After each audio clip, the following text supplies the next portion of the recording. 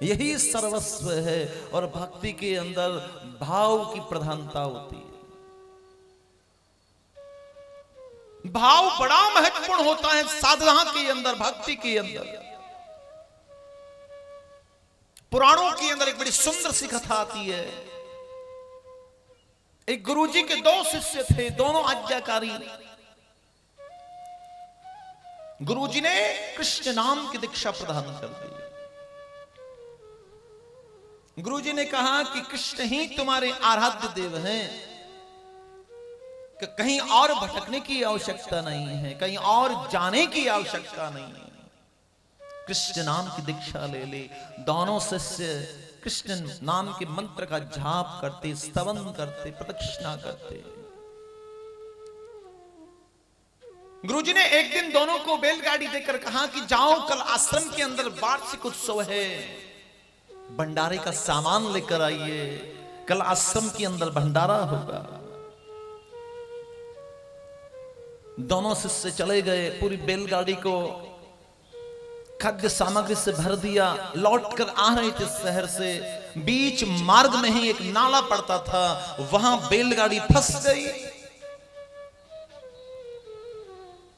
अब बैलगाड़ी निकाल रहे हैं तो निकल नहीं रही है।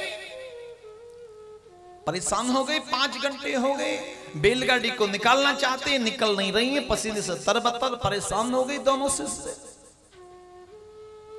तो राह चलते किसी राहगीर ने कहा कि भैया ये बैलगाड़ी ऐसे नहीं निकलेगी। बोले तो क्या पास में एक भैरूनाथ का मंदिर है, 11 रुपए का प्रसाद चढ़ाओ, बैलगाड़ी निकल जाएगी। प्यार से बोलो राधे राधे। शिष्य ने, दोनों ने विचार विमर्श किया। एक शिष्य ने स्वीकृति प्रदान की तो दूसरा मना करने लगा। बोली ना ना ना ना ना भैया, हम कृष्ण के भक्त हैं, हम भैरू जी को क्यों माने? अब भाई भैरूनाथ को प्रसाद क्यों चढ़ाएं? गुरुजी ने कृष्ण नाम जपने की सलाह दी है, मंत्र दिया है। बोले कृष्ण ही तुम्हारे आराध्य देव है, कृष्ण का ही स्तवन करना है, उन्हीं का नाम लेना है, किसी और देवता के दर पे तुम्हें जाने की आवश्यकता नहीं है। दूसरा शिष्य परेशान हो गया था गाड़ी को निकाल। वो दौड़ा दौड़ा बाजार में गया, 11 रुपए का प्रसाद लेकर आया, अगरबत्ती जलाई, भैरू जी के चबूतरे के ऊपर प्रसाद चढ़ाया, गाड़ी को धक्का लगाया, गाड़ी निकल गई। अब भैया गाड़ी तो निकल गई, लेकिन दूसरा जो शिष्य था वो रुष्ट हो गया, वो नाराज हो गया। बोले गुरुजी से तुम्हारी शिकायत करूंगा मैं, तुमने ये ठीक नहीं किया। पहुंची आश्रम के अंदर, गुरुजी ने पूछा कोई तकलीफ तो नहीं हुई? बोले गुरुजी तकलीफ तो हुई है, लेकिन इसने आपकी अवज्ञा कर दी है, आपका अनादर कर दिया है। आपने निवेदन, आपने कहा था कृष्ण नाम का जाप करना, कृष्ण नाम का स्मरण करना, कहीं और भटकने की आवश्यकता नहीं है। आज इसने भैरू जी को 11 रुपए का प्रसाद चढ़ा दिया है, आपका भारी अपमान, आपका भारी तिरस्कार कर दिया।